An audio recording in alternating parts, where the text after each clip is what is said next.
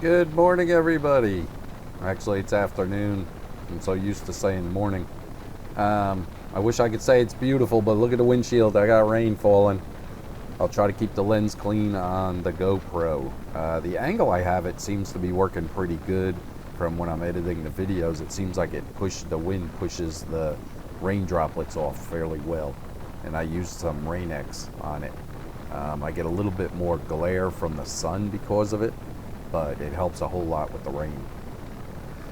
Yeah, got caught in the rain the past couple days and the other morning. Let me get this clean. There we go. Hopefully that looks better for you guys. It's probably gonna get dirty right away anyway. But I'm gonna boogie home. I'm gonna stay on the highway and scoot on down. Hopefully you watched one of my past ones. I think it was 373 was the number, and I did that backcountry road. Hopefully you guys enjoyed it. Let me tell you, I sure enjoyed riding it. That's what this thing is made for. Just a little bouncy, and you have to drive it a little bit. You got to hang on. But other than that, it's just twisty, turny, country road, beautiful green fields. I mean, that's what dreams are made of right there. That was great. I loved it. So hopefully you guys liked it. This is my typical drive home. I'm sorry. I'm just going scoot because I'm trying to get out of this rain or get it covered up by the time it rains real hard. It might be driving right into it. I can't really tell with the way the clouds are. I checked the radar before I left work, and they're just swirling around all different areas. So it looks like I'll ride through a little bit of rain, and then it will stop a little and then rain again. But you can look at the windshield right here. It is definitely coming down in fairly good sprinkle. Let me wipe. And that's what I go by. If my windshield's getting pretty sprinkled up, I know the lens on this thing is getting pretty nasty. So just deal with it, please, the best I can. I'll try to keep it clean for you. Yeah, road spray is about the only thing you'll get on this bike. They've done a fabulous, I've said it before, it's just fabulous job with water, keeping it off of you. Yeah, just mainly the road spray. So if you want to get away from that, just stay back a little bit. But if it's real deep, I've gotten in a few. If you look way back in the videos, I got caught in a few where it was like giant rivers on the water on the road, and the cars next to you will just splash you. So you don't want to ride right next to one, or try to pick a part of the road where it doesn't look like it's puddling real bad and scoot past them. I did not have any problem with it hydroplaning, but the tires are fairly new.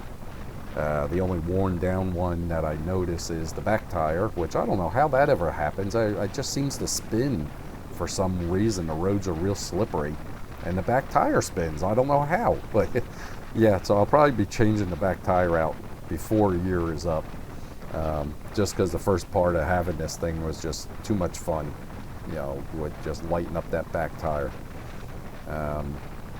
And safety-wise, if you notice over on the left, it's there. You see the little red light on right by my high beam, low beam.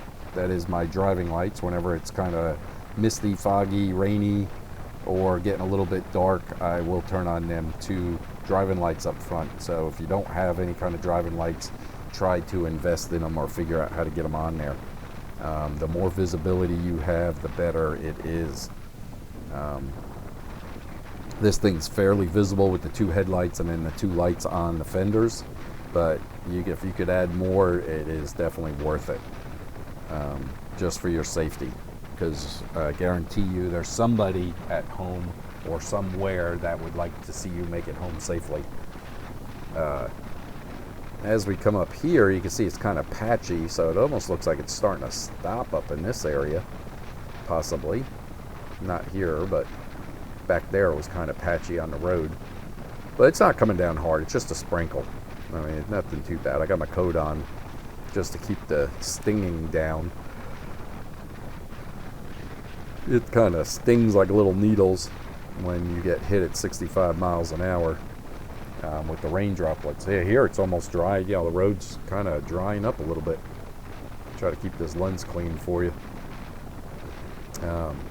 Yeah, I joke around, but I wasn't really joking when I said, after I went through a couple rainstorms, I was expecting to look at the nose of this thing and seeing all the paint peeling up, chipping up like sandblasted, but I haven't had a problem yet. Knock on wood. So, Hopefully it makes it through at least the season. I've heard a few people say they've used the paint and it peeled and faded and everything. And I will let you know. Like I said, I'm not hiding anything. This is everyday life. Good, bad, ugly. I'll tell you about it.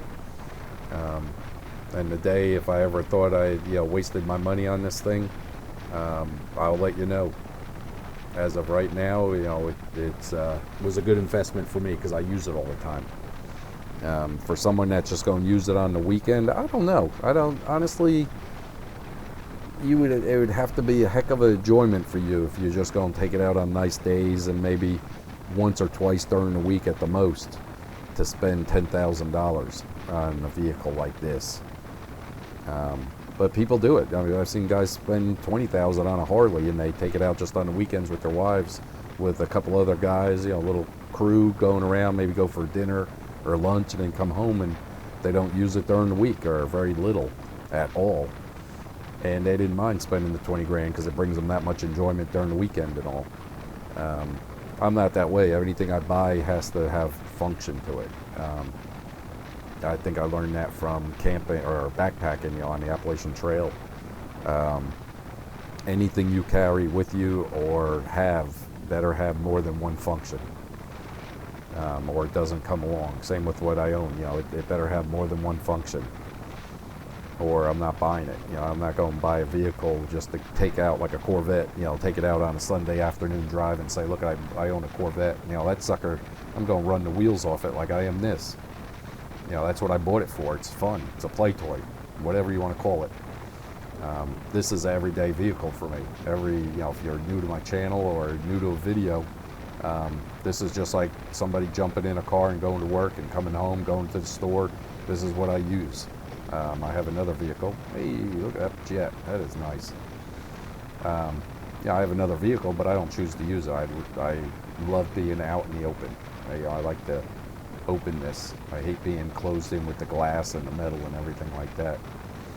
So let me get over. That guy moved over. Let me scoot over in this lane, so I got to get off on this exit up here after I get over the bridge.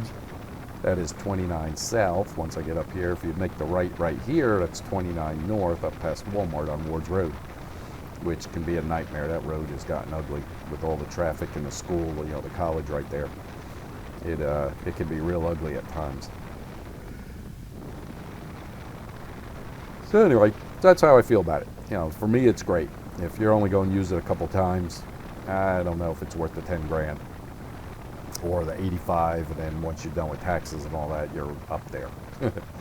So you do the math on that with the taxes and all. I don't know. But to me, it's it's a great second vehicle. Buzzing around with it. If I had to not use it because we take turns picking the kids up from daycare or dropping them off with somebody or at school, then you're not using it as much. Yeah, then it's worthless to me. It's not worth that extra money to use just on the weekends or the few days you can use it. Luckily, I'm in a situation where the wife takes care of all that. So that's the way I feel. That's my story, and I'm sticking to it. So the rain has kind of held off for me. I'm lucky. It's still drizzling a little bit. You can see a little sprinkles on the windshield, but the road is kind of dried up. Kind of either I came out of it or I haven't really hit it that hard yet. We're getting into some big raindrops hitting again. I can hear them hitting the helmet. Tink, tink. And this helmet is real dry. It does not leak in through the visor, and it doesn't get up underneath the edge of it to get my neck all wet and everything like that. So it does real good. But the collar on my coat is real high too, so that kind of goes up almost underneath the helmet. So whatever runs off the helmet kind of drips down the back of the coat. And if it's real bad raining, it has that waterproof hood I think I showed you guys. It's like actually a rubber hood that comes up and then velcros up under your chin. So it keeps all the water from getting down inside the coat. It'll actually push it down on the outside of the coat. So this Olympia raincoat is worth every bit of the $75 I paid for it. It is the best coat, one of the best coats I've ever purchased. But here we go with the traffic. Come on, people. I don't want to get sitting here in the rain. The only thing is I just don't feel like getting soaking wet and hanging the clothes, and the wife gets mad because my drying is the fans. We have 2 fans in the living room. It's a big living room, and we have 2 ceiling fans. So I'll hang the coat on a hanger and hang that from one of the lights under the fan, and it dries it. I don't have to throw it in the dryer and dry it, because actually, to be honest, the back of this coat gets a lot of dirt on it because of the way the suction works around you. You know, it sucks the air in. So all the road grime doesn't get, you know, in the front it gets washed off with the rain as it hits you. But the back part doesn't get any water on it except for what kicks up from the road or the mist. And it looks grungy. So you almost have to like hose it off. I've done that, hung the hanger on the back of my truck and just hit it with the hose, and it rinsed it off real quick. No big deal. And then just hung it on the front porch in the sun, and it dried instantly, within half hour. I tried to eliminate washing it and drying it in the dryer because you will break down the material for the waterproofness over time, so you don't want to do that. You want to try to keep it. Alright, edit that out. And we got a little bit of droplets here, but I got to make the turn up here, so it's not a big deal. I think I'll make it fine. No problem. Another rainy day. Sorry, guys. But like I said, it's my everyday vehicle. I mean, during the summer, you're going to get caught in rain showers. I keep my pants in the front, and I always have my coat with me. So you just deal with it. You're not going to melt, trust me. And the bike keeps you so dry, it's not a big deal. It's only a little water. I know I've seen people coming out of work with an umbrella going to their car like they're going to melt. And I'm looking at them like, I'm getting on a motorcycle and going to drive home in this. And you're worried about getting a little water on you from the front door to your car. It gives you an idea of how society has changed, or how people are less tolerant for everyday life, what really bothers them. Like some people, that really freaks them out, getting a little wet, God forbid. And then others, I know there's a bunch of you out there, you give her a rat's butt. Just keep on getting it. Alright, so my road is up here. I just can't thank you guys enough for watching. And that's it. Give me a comment below if you have any questions. I'll try to help you out or let you know my side of it. Talk to you later. Bye.